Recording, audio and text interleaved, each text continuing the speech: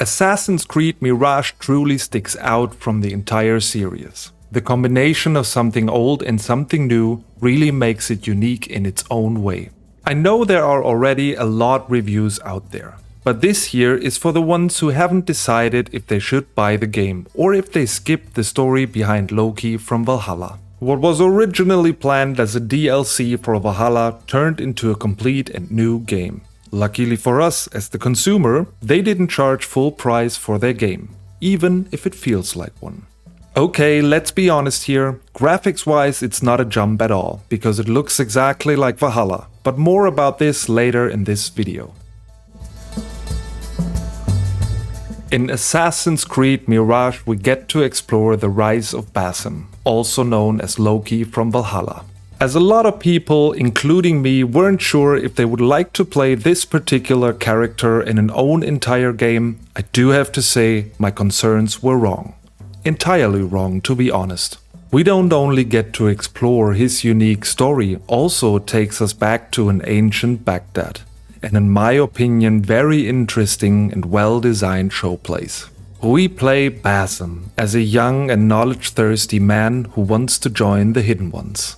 We start his story basically as a thief, which reminds me a little of the story of Aladdin and Prince of Persia in a nice mixture. So we don't have a monkey, but we do have Nihal as our companion throughout the story. Well, as we believe we have.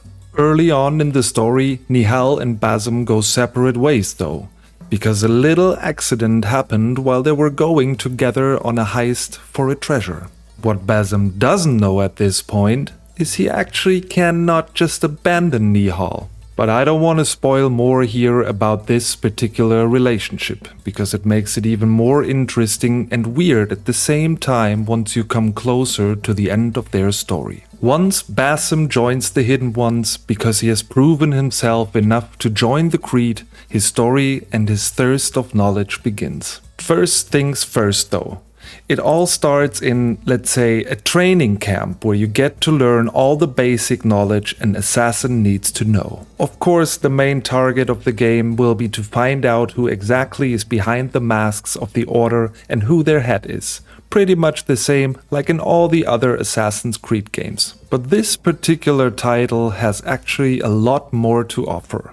The twisted story of a young thief who just wants to know a path in life. He feels already that there is so much more to discover of his past, which makes it also sometimes creepy and psychological at the same time. There are some cutscenes which you already saw in the beginning of this video, which reminds me a little of the Moon Knight by Marvel. The journey through Baghdad along with the Hidden Ones open up a new perspective about Basim. As mentioned earlier, that he discovers the faces behind the masks, which also leads him to discover his own purpose and the connection to Nihal's character. This story truly has a stunning ending to offer.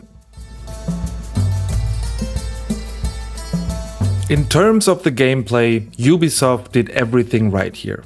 Yes, they mentioned already this game will be back to the root style, but in my opinion it's more of a good combination from their previous games and their older ones. Of course they have to have more advanced gameplay feeling here in a newer game like this. But it doesn't feel overloaded anymore with open this ability wheel, pick this attack and oh here's another ability wheel, you can add more stuff you actually don't need. Everything combat-wise feels just simple and easy to understand. A very important thing in my opinion, because they really overdid it in the past, ever since they started their more RPG-like titles from Origins on. We basically only have the main attack here, you also be able to charge it for a heavy attack. I hardly ever used it though, because I was more focused on dodging from incoming attacks. One thing is certain here, it definitely feels more challenging than before. Even if you play the first walkthrough on easy mode, once you are surrounded by a group of enemies, you can run away, sometimes recommended by the way, or you can try to fight them. And a very effective way to do so is using the smoke bombs. Once you fully upgrade this item, it helps you to assassinate one after another. Absolutely comes in handy once you have been detected again and can't continue in stealth action. There are also the focus bars, which gives us the option of a special ability. A very useful attack which makes it easy to assassinate multiple enemies at the same time. Once your focus bars are charged and you are still undetected, you can use it to easily clear the path in front of you. It also looks very cool, but I do have to mention that I haven't used it very often. Although stealth here is the more fun way of playing this game. What Ubisoft did here is giving us back a true playable assassin, and I love it. One specific thing is kinda sad though. We only get to experience a master assassin gameplay fairly late in the game. It doesn't destroy the fun though, I just wish we could have achieved the skill points a little faster throughout the game. Jumping from rooftop to rooftop, let us dive into a really nice parkour action adventure. Also, climbing up buildings is not as simple as it was in the previous games anymore. Climbing up sometimes feels more like a challenge now, which makes it even more fun to play. But enough of the gameplay now, let's take a quick look at the graphics and what to expect. If you're looking for a game which provides you with good-looking graphics, then I strongly suggest Assassin's Creed Mirage. Although don't get too excited because it basically looks exactly like Assassin's Creed Valhalla. Not a bad thing at all because the graphics from Valhalla were gorgeous enough in my opinion. So we get to experience two modes on Xbox Series and PlayStation 5, performance and fidelity. Also, no change between the previous game.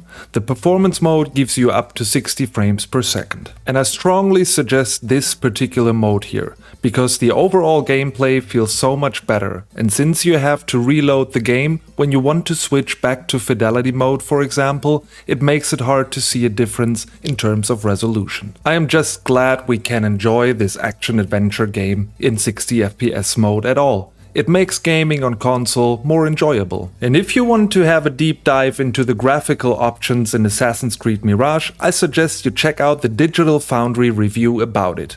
This is definitely not my area here, but I'll leave you a link to their video in the description below. But what I can say is that I was impressed by all the environmental details in Mirage. How Baghdad looks with all their beautiful buildings and colors on the sunrise, for example, is just fantastic. Ubisoft truly created a magical and gorgeous place to just enjoy. And with story, gameplay and graphics covered in this review, the only thing which is missing now is a conclusion. So let's talk about that, and I also will let you know what I really didn't like in this game at the end of this review.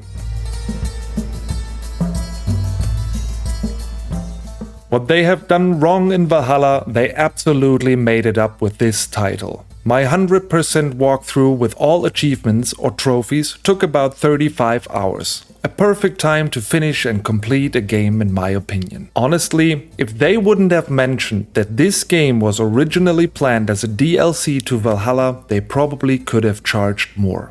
Because the way I see it, a game doesn't have to have 50 plus or even 100 plus hours to turn out well and make it worth buying. I was totally happy with the length of this title. And so far, after Black Flag, it is my favorite Assassin's Creed. And I know for a lot of people out there it was the Ezio collection. Also great, and I'm not saying anything, but put your thoughts in the comments below. But this title here really got me again. Although I was not completely open-minded before, because I wasn't quite sure where this game is heading with low-key story before its release.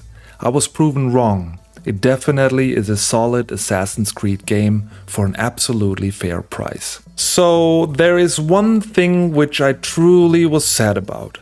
The quest of Ali Baba and the 40 Thieves. After I finished this particular mission, I was like, wait, what? That's it? Really? I'm not joking, it was boring. I was expecting more of this mission. In fact, so much more. From the advertising image, I thought you get a really cool and dark side adventure. False alarm here, sorry guys. I think they just built up a normal quest, named it after this particular story and didn't put any effort in it. That could have turned out to be a literally fantastic side adventure. but it just didn't. Enough complaining. Overall, I think this game is worth the full price and I'll give it a 5 out of 5. It kept me busy for 35 hours with all achievements unlocked, everything uncovered, all assassination contracts and everything upgraded. I would definitely play it again. Unlike Assassin's Creed Valhalla, which was after around 35 hours only a time killer. I hope I could help you with this review if you are still not 100% sure if you should get it. Subscribe to the channel and leave a comment, I really would appreciate your support.